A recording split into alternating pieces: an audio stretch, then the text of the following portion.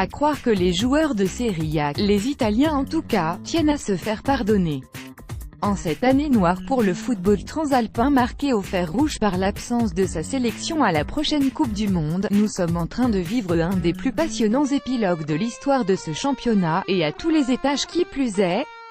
On est particulièrement gâté concernant la course au titre, puisque, outre le suspense arithmétique, le profil antinomique des deux antagonistes rend le final encore plus trépidant. Le Napoli a ainsi tout relancé avec sa victoire 1-0 à Turin dimanche soir, et même s'il reste derrière au classement, il donne l'impression d'avoir pris un ascendant psychologique. Se nourrir de l'euphorie, les chiffres divergent mais ils sont, quoi qu'il en soit, considérables. On parle de 10 000 à 20 000 supporters ayant accueilli les joueurs à l'aéroport Capodichino dans la nuit de dimanche à lundi. Des scènes de liesse légitimes pour fêter un succès crucial qui pourrait être le tournant de la saison. Le Napolitain est un concentré d'enthousiasme, d'excès et de spontanéité. Il ne s'agissait donc pas d'une festa scudetto avant l'heure, seulement d'une profonde volonté de communier entre un peuple et son meilleur étendard.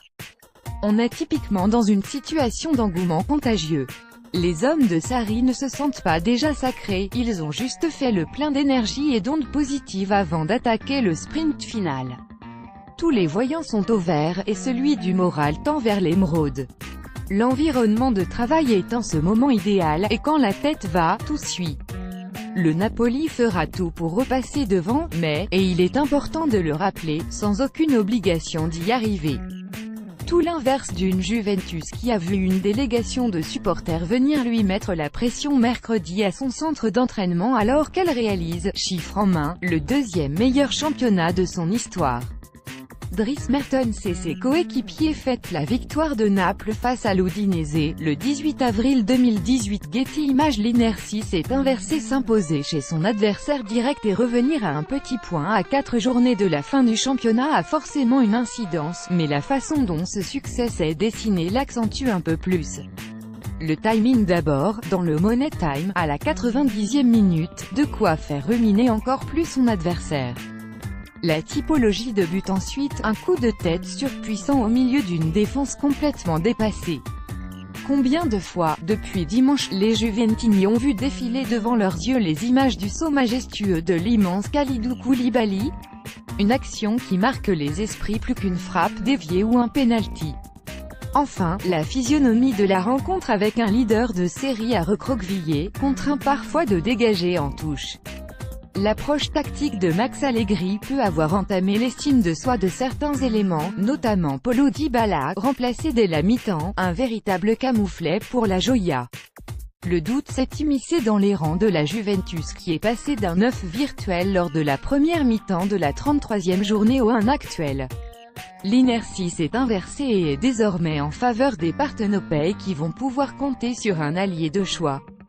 Le calendrier, véritable 12e homme, il est inspecté dans tous ses recoins car plus que l'état de forme, le banc de touche ou les inspirations des entraîneurs, c'est lui qui pourrait faire la différence. Juve n'a plan de déplacement et de réception et vont se déplacer et recevoir en même temps. Le hasard du calendrier fait fantasmer sur une improbable triple alliance en faveur du Napoli qui enchaînera la Fiorentina et le Torino tandis que la Juve rendra visite à l'Inter dans un premier temps. Trois possibles arbitres de cette course au titre ayant la vieille dame pour Rivaloni. Les Nerazzurri, qui doivent déjà s'imposer absolument afin d'espérer se qualifier pour la prochaine Champions League, ont une raison supplémentaire pour redoubler d'efforts, tandis que l'application des Viola et Granata sera observée de près. Toutefois, le prochain match du Napoli ne sera pas plus aisé que celui de son adversaire. La Fiorentina peut toujours prétendre à participer à l'Europa League, un objectif auquel elle tient encore plus depuis la disparition de son capitaine Davide Astori. Gianluigi Buffon, Mehdi Benatia, Juventus, Getty Images. Simago. En fait, si les Azzurri s'imposent à l'Artemio Franchi, ils auront fait le plus dur, le triptyque Torino, domicile, Sampdoria, extérieur, et Crotone, domicile, étant plus abordable. Le premier pourrait être éliminé de la petite Europe, contrairement au second mais qui lâche cependant du lest, seul bémol, le troisième, pas certain d'être maintenu. De son côté, le leader alternera les extrêmes, la réception de Bologne en pré-vacances et d'un Hellas probablement relégué, et un déplacement chez la Roma qui rejoindra volontiers le front anti-bianconero. Sans oublier la finale de Coupe d'Italie, le 9 mai, contre le Milan. Enfin, ultime facteur mais pas des moindres, la programmation.